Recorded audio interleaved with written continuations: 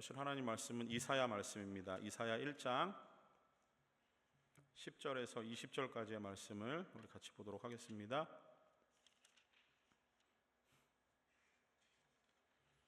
이사야 1장 10절에서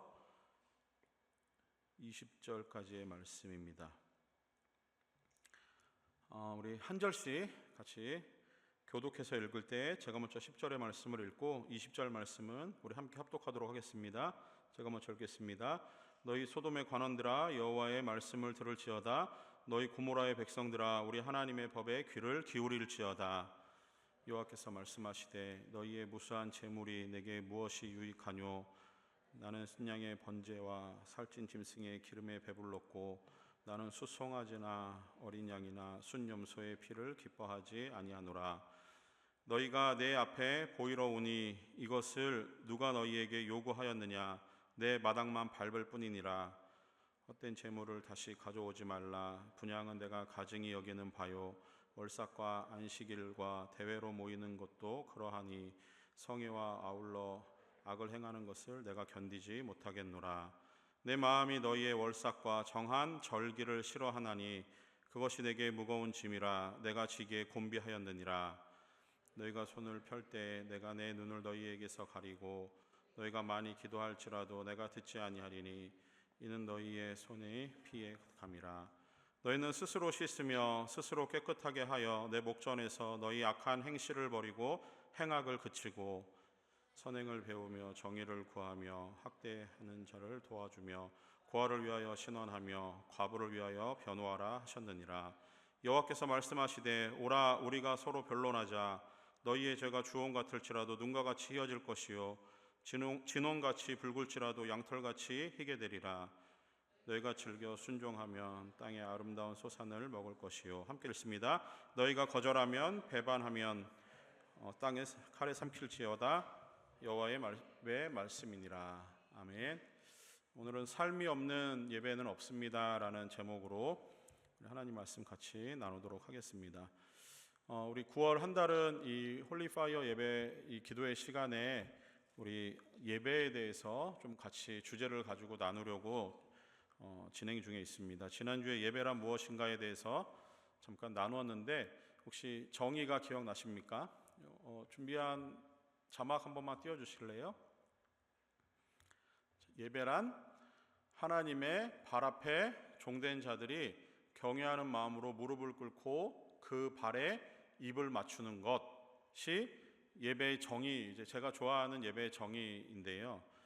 그 예배를 가만히 생각해 보면은 그 예배는 상당히 행위에 강조되고 있음을, 그러니까 행위가 그 어떤 가장 중심이 되는 것임을 우리에게 보여주는데, 근데 비록 행위만 강조되는 게 아니라 예배의 마음 또한 강조되고 있는 것을 우리에게 봅니다. 그래서 예배는 어떤 정의보다는 예배는 실제로 좀 더 본질적인 의미로 접근하는 게 좀 더 필요한 것 같아요. 그래서 우리의 예배를 받으시는 주체는 살아계신 하나님이고 우리는 그 하나님 앞에 우리의 믿음을 어떤 이 행위를 통해서 올려드리는, 그래서 하나님이 주신 믿음을 하나의 거울 삼아서 반영해서 하나님께 돌려드리는 시간이 예배라고 할 수 있습니다.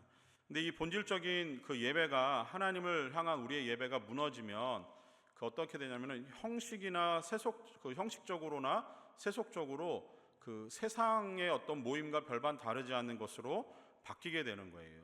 그렇게 되면은 진정한 예배의 감격이 우리 안에 사라지게 됩니다.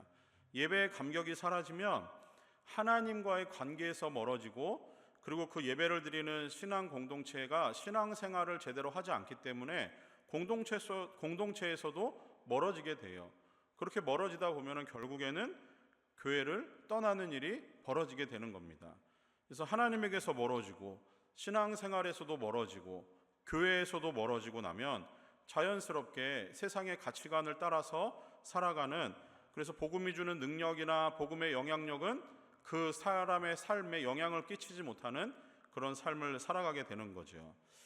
자, 그런데 그렇게 해서 이제 예배의 자리에 있다가 예배를 떠난 사람들, 교회를 떠난 사람들, 우리는 그 사람들을 그리스도인이라고 이야기하지 않아요. 왜냐하면 그 사람들은 이미 하나님을 버리고 떠났기 때문에 우리는 그 사람들을 보고 크리스찬이라는 이야기를 하지 않습니다. 그 사람들은 그냥 세상에서 그런 가치관을 따라서 살아가는 것에 대해서 다른 세상 사람들이 바라볼 때 그 사람을 누구도 정죄하지 않아요.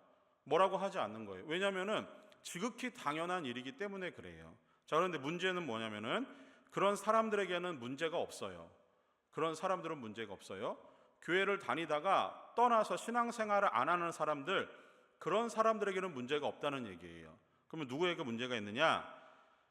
그리스도인인데 약간 회색지대에 있는 사람들이 문제가 되는 거예요. 어떤 거냐면은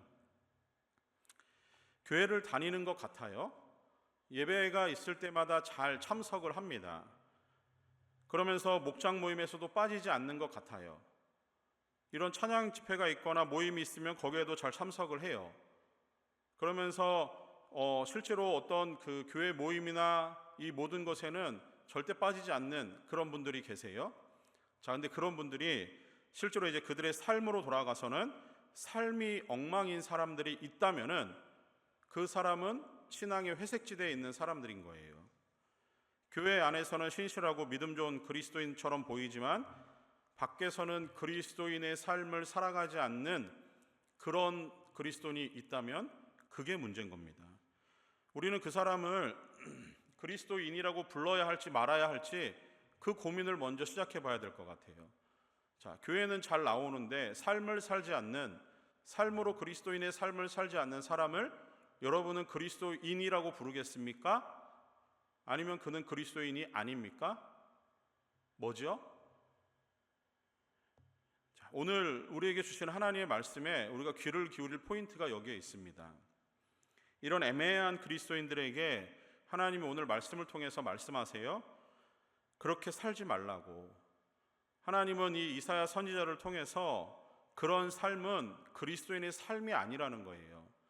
오늘 본문에서 그리스도인인 듯 하지만 그리스도인이 아닌 듯한 그 애매모호한 성격을 가지고 있는 그리스도인들에 대해서 하나님이 이사야 시대에 그 사람들에게 강력한 경고의 메시지를 던지며 그것은 예배가 아니고 그것은 그리스도인의 삶이 아니라고 말씀하고 계세요. 이런 이중적인 그리스도인의 삶, 그걸 특별히 오늘은 예배와 관련해서 하나님이 그들의 예배를 지적하시는 모습에서 그들이 과연 얼마나 그리스도인이 아니었는가, 그들이 과연 하나님을 믿는 사람이 그 삶에서 얼마나 떨어져 있었는가를 볼 수 있습니다. 자, 예배의 본질은 하나님이셨어요. 기억나시죠? 우리의 예배를 받으시는 주체는 하나님이세요. 그러면은 예배를 받으시는 분이 예배가 아니다, 예배를 받지 못하겠다 하면 그것은 예배입니까? 예배가 아닙니까? 정답입니다. 예배가 아니에요. 그건 예배가 아니죠. 예배를 받으시는 분이 너희들이 드리는 예배를 내가 도무지 받지 못하겠어. 나는 너희들이 드리는 예배라고 하는 그게 너무너무 짜증나고 역겨워 라고 하신다면 그건 예배가 아닌 거예요. 왜? 예배 받으시는 주체가 아니라는 거예요. 그건 예배가 아닌 거예요. 자, 오늘 말씀을 한번 잘 들여다봐야 돼요. 하나님 앞에 드려지는 인간의 공로, 인간의 업적, 그들의 노력이 잘 드러나지만 그 자리에 하나님이 계시지 않는다면 그거는 예배가 아닙니다. 인간 중심의 예배가 벌어지는 현장에 하나님을 위한 자리는 없습니다. 우리의 예배를 받으시는 분은 살아계신 하나님이시기 때문에 인격적이세요. 싫으면 싫다, 좋으면 좋다 표현하시는 분이세요. 그러나 하나님이 하나님 앞에 드린다고 예배하는 자리에 모여 있지만 그 자리에 하나님이 나는 이런 예배가 싫다라고 하시면 그 예배는 멈춰야 되는 겁니다. 마치 이런 것 같아요. 생일 파티가 있어서 초대를 받았습니다. 생일 파티를 위해서 초대받아서 갈 때 생일 선물도 준비하고 생일자가 어떤 것을 좋아할까 생각도 해보면서 멋진 파티도 준비했어요. 거기에는 잘 차려진 상도 있고 먹을 음식도 많이 차려져 있습니다. 거기에 온 모든 사람들은 너무 즐겁고 행복해요. 웃음이 가득해요. 와, 이런 잔치가 여기 벌어질 수 있다니. 또 이 귀한 자리에 내가 초대를 받았다라는 생각에 너무 감격스러운 거예요. 그렇게 생일 잔치가 진행이 되었습니다. 막 노래도 불러주고 이제 선물을 줄 시간이 되었어요. 그런데 선물을 받을 생일자가 없는 거예요. 이런 생일 파티를 생각해 보신 적이 있습니까? 마치 지금 이스라엘 백성들이 드리는 그 예배가 이런 꼴이에요. 초대를 받아서 왔는데 그 자리에 들어갈 자격을 갖춘 것 같지만 생일자가 없는 생일 파티. 선물은 준비되어 있고 잘 차려진 음식들과 상은 준비되어 있지만 그것을 받을 생일자가 없는 그 예배, 그 파티는 의미 없는 거죠. 그건 생일 파티라고 하지 않습니다. 지금 그런 예배의 현장이 하나님 앞에 펼쳐지고 있는 거예요. 하나님은 그걸 보시면서 나는 이 예배가 너무 구역질 난다. 나는 이 예배 현장을 들어엎고 싶고 나는 이게 너무 역겨워. 하나님이 그렇게 말씀하시는 거예요. 본래 예배라는 것은 하나님을 믿고 하나님을 섬기며 하나님의 뜻대로 살아가는 그 삶을 작정한 성도들이 하나님 앞에 올려드리는 아주 중요한 행위예요. 이거는 곧 예식입니다. 우리는 그래서 그거를 예배라고 표현을 하는 거예요. 그래서 예배는 하나님의 자녀들만이 하나님 앞에 드리는, 하나님의 자녀들만이 누리는 놀라운 특권과 같은 거예요. 그러기에 예배는 성도의 정체성을 확인하는 시간임과 동시에 우리를 불러주신 하나님 앞에 감사를 표현하는 믿음의 현장이 되어야 하는 거예요. 예배를 통해서 하나님의 자녀임을 확인하고 그 시간에 들려지는 하나님의 말씀에 귀를 기울입니다. 그리고 그 시간에 선포되지는 하나님의 약속을, 그 언약을 붙들어 보고 마음에 새기는 거예요. 그리고 예배를 통해서 하나님이 주시는 말씀에 따라서 우리의 삶을 결단해 보는 겁니다. 자, 그 다음 우리는 삶으로 나가게 돼요. 마음에 결단했던 말씀을 이제는 삶으로 살아가는 순종이 필요한 시간입니다. 세상은 또 다르게 어떻게 보면 우리가 하나님을 예배하는 현장이 되어야 하는 거예요. 세상 속에서 하나님의 자녀로서 주인 되시는 하나님을, 그 사랑하는 마음을, 그리고 또 하나님을 향한 경외하는 마음을 모든 사람 앞에 보여주는 거예요. 우리가 드리는 삶의 현장에서도 우리의 삶의 주인이 하나님이심을 인정을 하신다면 하나님의 발 앞에 무릎을 꿇고 그 발에 입을 맞추는 우리의 사랑과 경외하는 마음을 드리는 게 우리의 삶이 되어야 한다라고 하는 겁니다. 그래서 성도는 하나님이 기뻐하시는 예배를 삶으로 살아내는 특별한 행동을 하는 사람들이 성도라고 하는 거예요. 오늘 본문을 보니까 이스라엘 백성들이 실패한 부분이 보여요. 하나님에 대한 예배의 실패와 또 다른 문제가 있는 게 오늘 본문에서 보입니다. 자, 먼저 1장에 이제 좀 설명을 해야 될 배경이 있는 게 1장 2절 말씀을 한번 자막을 띄워주시면요. 자, 이렇게 시작을 합니다. 하늘이여 들으라, 땅이여 귀를 기울이라. 여호와께서 말씀하시기를 내가 자식을 양육하였거늘 그들이 나를 거역하였도다. 이렇게 나와요.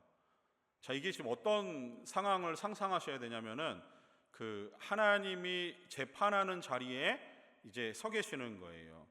그러면서 그 하나님을 향한 예배, 삶이 망가져 있는 이스라엘 백성들을 불러들인 거예요. 그리고 하나님께서 그들의 죄를 낱낱이 이야기하시려고 하는 거예요. 거기에는 증인도 있습니다. 2절에 땅과 하늘이 하나님이 하신 일들에 대한 모든 것의 증인이 되어주는 현장이에요. 자, 이 법정에서 하나님이 이스라엘 백성들의 죄를 물으시는 거예요. 자, 1장 3절과 4절 말씀을 보시면은, 자, 여기가 그들이 짓고 있는 죄의 그 자리입니다. 소는 그 임자를 알고 나귀는 그 주인의 구유를 알건만은 이스라엘은 알지 못하고 나의 백성은 깨닫지 못하는도다 하셨도다. 슬프다 범죄한 나라요 허물어진 백성이요 허물진 백성이요 행악의 종자요 행위가 부패한 자식이로다. 그들이 여호와를 버리며 이스라엘의 거룩하신 이를 만홀히, 하나님을 굉장히 경솔하게 여겼다. 그리고 멀리 갔고 물러갔도다라고 그들의 죄를 하나님이 고발하는 장면입니다. 자, 이 부분만 놓고 보세요. 그들의 죄는 딱 하나예요. 주인 되시는 하나님을 모르는 거예요. 그들의 삶의 주인이 누구인지 모르는 거예요. 주인을 모르는데, 예배의 본질되는 하나님을 모르는데 그들이 드리는 예배가 의미가 있겠습니까? 삶의 주인이 하나님이심을 모르는데 그들이 삶으로 하나님을 섬기고 사랑하는 삶의 예배를 드릴 수 있겠습니까? 할 수 없는 거예요. 결국은 그들에게 있는 제일 큰 문제는 하나님을 모른다라고 하는 겁니다. 은혜를 잊어버린 거예요. 하나님이 불러주셔서 하나님 백성 삼아주셨는데 그들 안에 은혜가 사라져버렸습니다. 그들이 누리고 있는 수없이 많은 풍요로움은 그들에게 하나님에 대한 감사보다 하나님의 은혜를 기억하는 것보다 더 악한 길로 그들이 빠져 있다라는 현실이에요. 하나님은 이런 상황을 보면서 마치 한탄하고 하늘과 땅에게 하소연하듯이 내가 이런 백성을 만들었다라고 하는 하나님의 이 한탄 섞인 목소리가 들리는 거예요. 하나님을 떠나서 하나님을 버리고 떠난 그들을 향해서 하나님은 조금 더 충격적인 단어로 이 이스라엘 백성들을 이야기하세요. 10절 말씀 우리가 읽은 본문에 보니까 그들을 소돔의 관원들아 그리고 고모라의 백성들이라고 표현을 합니다. 자, 소돔과 고모라, 아브라함 시대에 죄악의 냄새가 진동을 해서 하나님이 견딜 수 없어서 그 땅을 불로 심판하셨던 그 땅이 바로 소돔과 고모라예요. 그런데 소돔과 고모라의 그 타락한 그 멸망 이후에 소돔과 고모라는 그냥 하나의 대명사가 된 거예요. 타락한 곳, 망할 곳, 소돔과 고모라. 딱 그렇게 사람들은 인식을 하고 있는 곳입니다. 자, 이스라엘 백성들 생각에는 하나님께서 그 이스라엘 백성들을 향해서 소돔의 관원들아 고모라의 백성들아 하는 이 이야기가 그들은 이해가 되지 않아요. 왜 그러냐면은 그들은 이런 생각을 가지고 있어요. 우리는 하나님과 언약을 맺었지. 우리는 하나님의 백성이야. 근데 우리가 소돔과 고모라의 백성들과는 질적으로 다르지. 왜냐하면 우리는 적어도 하나님이 우리를 멸망시키진 않을 거야 라고 하는 그들의 생각이 있어요. 왜 그들이 그런 생각을 갖게 됐냐면은 그래도 우리는 하나님 앞에 나와서 제사 드리고 예배 드리잖아. 절기가 되면 절기를 따라서 하나님 앞에 하나님이 원하시는 제물을 끌고 와서 제사 지내잖아. 우리가 하나님 앞에 살아가는 삶이 이렇게 잘 정리되어 있는데 뭐가 문제지? 왜 하나님이 우리를 소돔과 고모라의 백성이라고 이야기하시지? 그들은 이해하지 못해요. 그런데 이해하지 못하는 이유는 그들이 하나님을 모르기 때문입니다. 자, 이게 문제예요. 하나님의 백성인데 하나님을 몰라요. 주인이 누구이신지에 대한 그 인식 자체가 사라져버린 겁니다. 그러면서 그들은 예배한다라고 이야기하는 거예요. 자, 그 다음에 11절부터 나오는 이야기들은 강히 충격적입니다. 11절, 1장 11절 말씀에는 자막을 올려주시면요, 무수한 재물이 내게 무엇이 유익하뇨? 이렇게 말씀을 하세요. 하나님 앞에 무수히 많은 재물들, 소와 양과 각종 좋은 하나님이 기뻐하실 만한 재물들을 끌고 올라오는 거예요. 거기 올라와서 하나님이 정해놓은 율법의 절차를 따라서 이 재물들을 다 잡아버려요. 그리고 하나님 앞에 번제로 드리는 거예요. 그때 올라가는 그 번제를 태울 때 나는 냄새를 하나님이 흠양하시거든요. 그 냄새를 흠양하시고 나서 그 번제를 드리는 자의 죄를 하나님이 사해 주신다라고 생각을 했던 거예요. 그러니 그들은 하나님 앞에 무수히 많은 재물을 가지고 와서 하나님 앞에 더 많은 향기로, 더 하나님이 기뻐하실 향기로 올려드리면 하나님이 우리의 모든 죄를 사하실 거라고 생각한 거예요. 근데 하나님이 뭐라 그러세요? 그 무수히 많은 재물이 싫으시대요. 12절, 13절 말씀도 한번 보세요. 헛된 재물을 가져오지 말라. 내가 견디지 못하겠대요. 하나님 앞에 가져오는 그들의 재물, 그러면서 13절에서는 더 많은 일들이 있습니다. 내가 가증히 여기는 거래요. 그러면서 월삭과 안식일과 대회로 모이는 곳, 그들이 지키는 각종 절기들, 우리로 말하면 예배들이에요. 그것들을 하나님이 바라보시면서 그것 좀 이제 그만하라는 거예요. 내가 견디지 못하겠다라는 거예요. 지금 뭔가 이스라엘 백성들과 하나님의 마음이 안 통하는 게 보이시나요? 그들은 하나님 앞에 여러 가지 모습과 풍경을 만들어내면서 하나님 앞에 각종 좋은 것을 드리고 있는 시간이에요. 와, 이렇게 많은 제물을 드리면 되지 않았나? 하나님은 이걸 기뻐하실 거라는 그들의 생각이 있어요. 근데 하나님의 뜻은 뭡니까? 하나님의 마음은 뭐예요? 그만하라는 거예요. 그만하라는 거예요. 내가 도무지 견딜 수 없다라고 하는 겁니다. 14절 말씀에서도 한번 보세요. 그들이 무수히 많은 재물을 가져오고 그 여러 가지 절기를 지키는 것에 대해서 하나님이 이렇게 말씀하세요. 월삭과 정한 절기를 싫으시대요. 이제 싫어하신대요. 그러면서 그 절기를 지키는 너희들의 모습이 내게는 너무 무거운 짐이라는 거예요. 하나님의 말은 딱 하나예요. 이제 그만하자는 거예요. 이제 그만하자는 거예요. 너희들이 버리는 그 예배 내가 도무지 받을 수 없다라는 하나님의 마음입니다. 왜 이 문제가 생긴지 아십니까? 왜 이스라엘 백성들에게 지금 이런 문제가 생긴지 아세요? 왜 하나님이 그들의 예배를 보시면서 내가 이 예배가 도무지 역겨워서 받을 수 없다라고, 너희들이 태워드리는 그 제물의 향기를 내가 이제는 역겨워서 맡지를 못하겠다라고 하나님이 왜 그러시냐면 두 가지 이유 때문에 그렇습니다. 12절 말씀에 한 가지 이유가 나와요. 첫 번째는 그들이 마음이 없는 예배를 하나님 앞에 드리는 거예요. 12절 말씀에 너희가 내 앞에 보이러 오니 이것을 누가 너희에게 요구하였느냐? 내 마당만 밟을 뿐이니라. 이렇게 말씀을 하세요. 쉽게 말해서 이스라엘 백성들이 하나님 앞에 나와서 드리는 제사에는 하나님을 향한 마음이 일절 없다라는 거예요. 뭐 그냥 쉽게 얘기하면은 눈도장 찍으러 하나님 앞에 나와, 그리고 눈도장 딱 찍고 돌아가서 그러면은 내 제사는 끝났다라고 생각을 하는 거예요. 성전의 마당만 밟고 돌아가도 괜찮다라고 하는 그들의 생각이 있는 겁니다. 간혹 별로 가고 싶지 않은 마음이 있는데 꼭 가야 하는 자리가 있어요. 그들의 생각에는 그것이 예배와 절기의 자리였을 거예요. 그 자리에 가고 싶지는 않지만 그냥 눈도장만 찍고 오자. 누구에게? 하나님에게? 아니에요. 사람들에게. 그래도 내 주변에 내가 예배드리는 것에서 평가하는 사람들이 있으니까 그래도 그냥 거기 한번 가서 그냥 제물 하나 드리고 돌아오지 뭘. 이런 마음의 예배, 마당만 밟는 예배입니다. 하나님은 그 마음에 중심이 없는 걸 보셔요. 그들이 일부러 하나님이 기쁘시지 않는 그 예배를 택해서 드렸을까 생각해 봤는데 그들은 그러지 않았을 거예요. 그들은 자신이 드리는 예배에 전혀 문제성을 못 느끼는 거예요. 그냥 무의식적으로 시간이 되면 예배 드리러 오는 거예요. 마음이 가는 게 아니라 몸이 먼저 움직이는 거죠. 별 생각 없이 하나님께 정해진 제물을 드리고 있다는 것을 그들은 느끼지 못해요. 그런데 하나님은 그들이 드리는 그 제사를 받지 않으신다라는 거죠. 하나님은 그들이 드리는 그 예배의 모습들에 마음이 없는 걸 보시는 거예요. 그들은 그냥 익숙함으로 하나님을 예배하지만 그 익숙함이 하나님이 보시기에는 역겨운 거예요. 여러분, 익숙함, 그것이 습관이 되면은 그 앞에 우리는 예배드리는 마음이 사라질 수도 있습니다.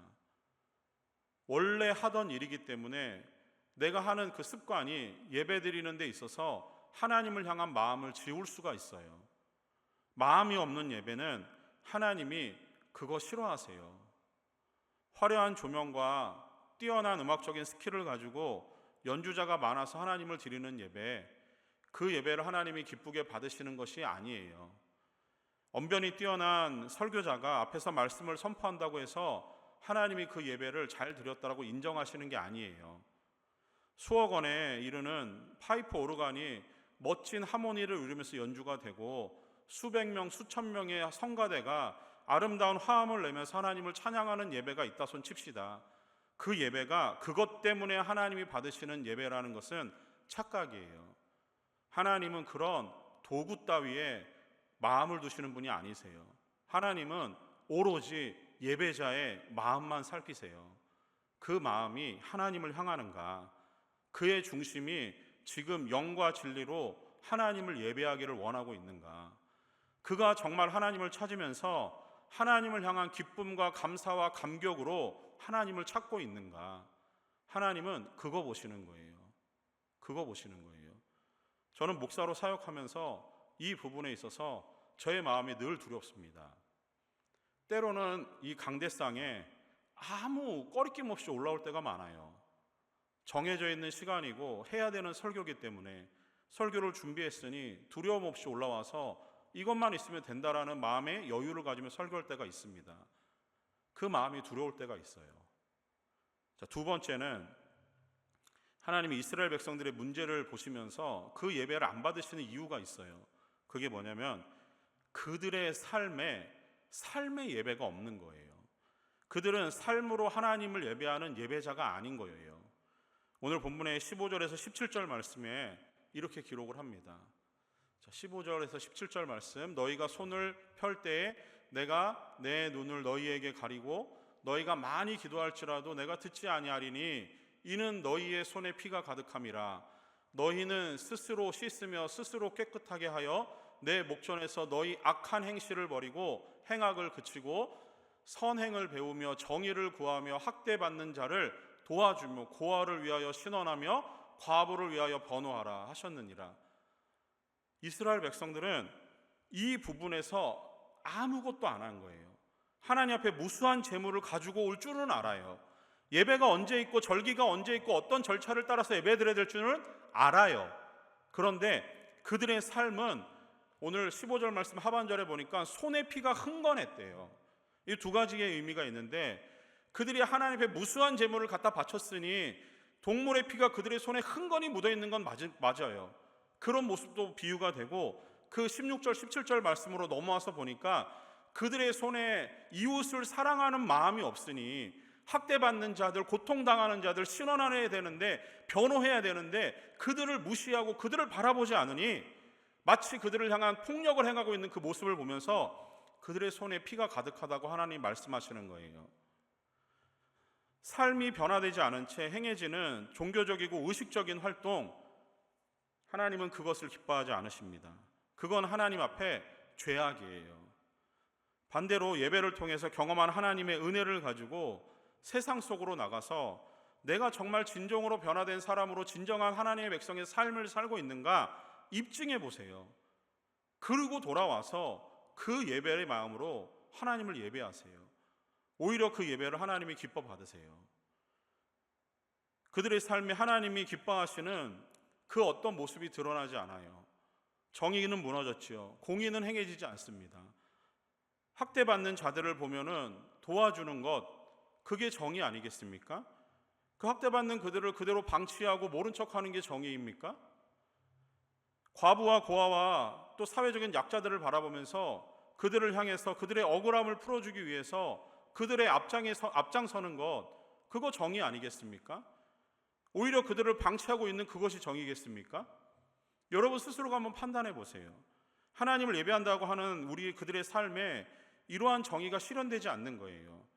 그러면서 그들은 하나님을 향해서 믿음은 가지고 있다, 나는 하나님을 예배한다라고 하는 헛된 망상에 빠져 있는 자들입니다. 예배와 삶이 분리되어서 일치하지 않으면 그것은 하나님이 기뻐하지 않으시는 거예요. 하나님 앞에서 신실한 척, 겸손한 척, 그러면서 세상에 나가서는 온갖 포악질을 행하는 자들, 하나님의 자녀답게 살지 못하는 그러한 자녀들, 하나님은 그리스도인이라 보지 않으신다라는 거예요. 그건 하나님 앞에 죄입니다. 우리는 본래 죄를 지어서 영원한 죽음을 당한 죄인들이에요. 우리에게는 구원의 가망도 없고 구원을 위한 조건도, 구원을 받을 자격도 없는, 그래서 구원에 대한 어떤 공로도 없는 그런 완전한 절망적인 상태에 빠져 있던 사람들입니다. 그런 우리를 위해서 예수님은 하나님은 하나밖에 없는 아들 예수 그리스도를 세상에 보내주셨어요. 그리고 그 아들은 세상에서 우리를 사랑하시는 마음으로 십자가에서 자기를 죽이셨습니다. 그리고 우리를 구원하셨어요. 그래서 하나님을 믿으면, 예수 그리스도를 믿으면 구원을 얻는다고 했을 때 그 믿음은 일방적으로 하나님이 우리에게 넣어주는 하나님의 능력이고 하나님의 주권이며 전적인 하나님의 선물인 거예요. 이것이 복음의 핵심이라고 한다면은 여기서 끝나면 안 되는 겁니다. 이것 가지고 우리가 믿음을 가지고 있다라고 생각을 한다면 큰 오산이에요. 이거는 구원을 받는 복음의 엑기스 핵심은 맞아요. 그런데 복음은 이것만으로 설명이 안 됩니다.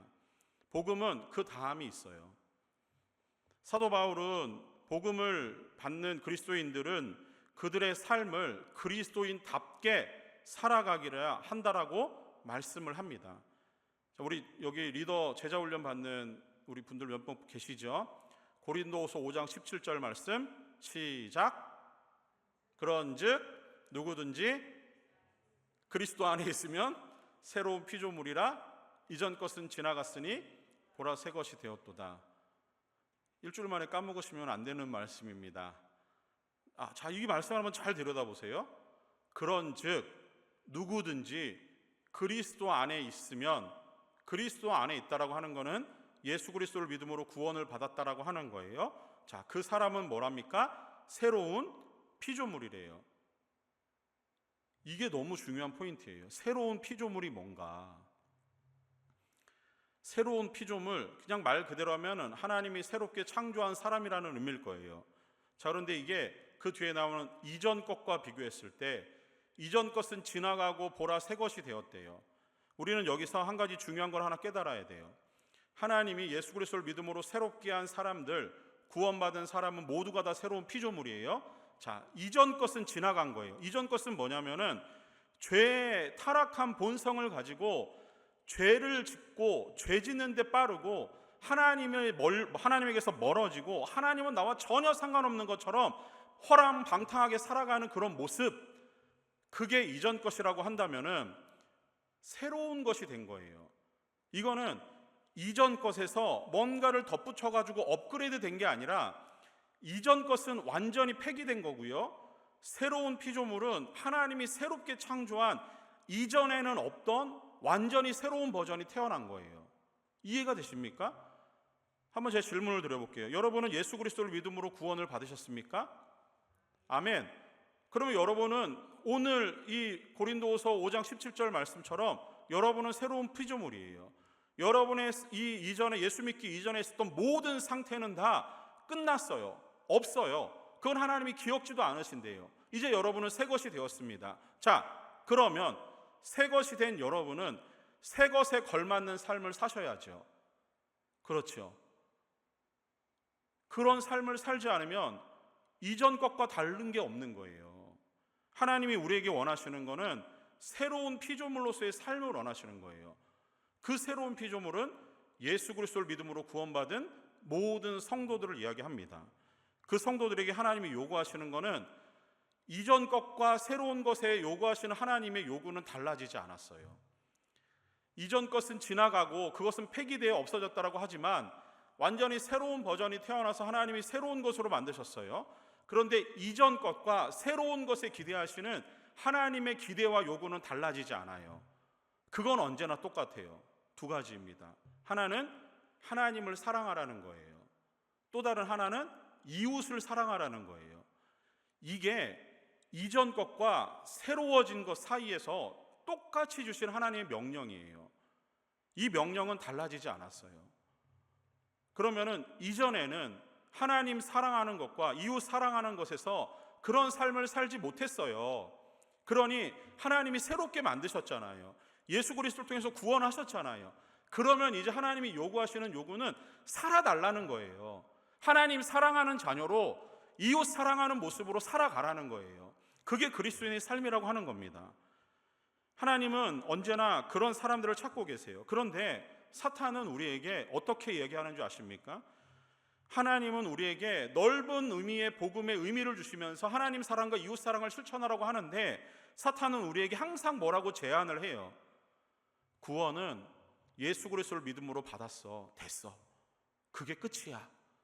그것만 가지고 마음에 그거 콱 받고 살면 되는 거야. 여기서 우리의 모든 문제가 다 시작합니다. 이게 끝이 아니에요. 구원은 그게 맞아요. 하나님이 우리에게 예수 그리스도를 믿음으로 구원을 받았다. 이게 끝은 맞아요. 그런데 우리의 삶은 거기서 끝나지 않아요. 살아야 돼요. 사탄은 우리에게 이렇게 유혹을 합니다. 그 믿음만 있으면 됐지. 하나님 사랑하지 않아도 돼. 네 주변의 이웃을 사랑하지 않아도 돼. 그거 의미 없는 일이야. 그냥 너를 사랑하고 너의 가족들을 사랑하는 게 낫지. 그것도 괜찮아.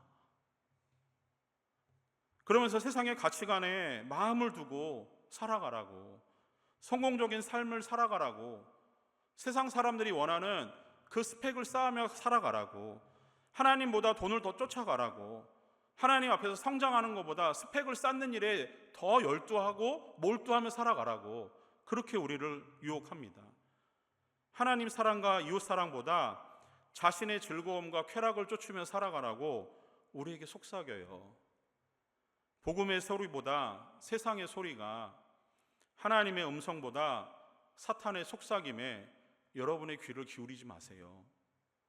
참된 예배는 하나님을 중심에 놓고 그 하나님을 바라보면서 하나님만을 위해 우리가 드릴 수 있는 모든 마음을 전심으로 드리는 게 진정한 예배입니다.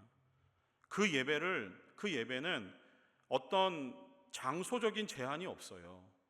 그 예배는 시간적인 한계가 없습니다. 다만 예배를 드리는 우리 성도님들의 마음, 우리들의 마음은 언제나 한결같이 똑같아야 돼요. 교회에서 드리는 예배가 영과 진리로 하나님을 기쁘시게 하는 예배가 되기를 원하신다면 여러분의 삶으로도 하나님이 기뻐하시는 삶을 살아가십시오. 그리고 그 삶에서 하나님을 경외하는 모습을 여러분 주변에 있는 사람들에게 보여주세요. 그리고 여러분이 살아가는 삶을 통해서 예배자의 마음으로 그 삶을 살아갈 수 있기를 소원합니다. 사랑하는 여러분, 우리의 예배는 지금 여기 이 자리, 이 시간에 시작이 돼요. 그리고 이 예배는 하나님이 우리의 마음을 보시며 기쁘시게 받기를 소원합니다. 이 장소, 이 시간 너무 중요해요. 그리고 우리의 예배는 여기서 끝나서는 안 되는 거예요. 우리의 예배의 마침은 삶으로 마치는 거예요. 삶의 현장에서 하나님을 경외하는 마음으로 여러분 주변에 있는 이웃들에게 여러분의 눈길을 한번 줘보세요. 그들을 사랑하는 마음을 표현해 보세요. 하나님의 말씀이 우리의 삶에 가장 가치 있는 판단 기준임을 믿고 하나님의 말씀을 따라서 하나님 사랑하는 모습과 이웃 사랑하는 모습으로 여러분의 삶을 증명해 보세요. 참된 복음은 거기서부터 여러분의 삶을 더욱더 풍성하게 만드는 거예요. 그리고 여러분의 시선을 지금 이곳에서 하나님께 고정을 하셨다면 여러분이 살아가는 삶의 현장에서도 여러분의 시선은 하나님께 고정되기를 소망합니다.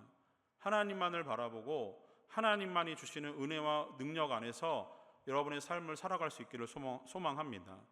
더불어 여러분의 손이 깨끗했으면 좋겠어요. 그리고 여러분의 마음은 언제나 정결했으면 좋겠습니다. 하나님 앞에 순결하고 성결한 그리스도인으로 살았으면 좋겠어요.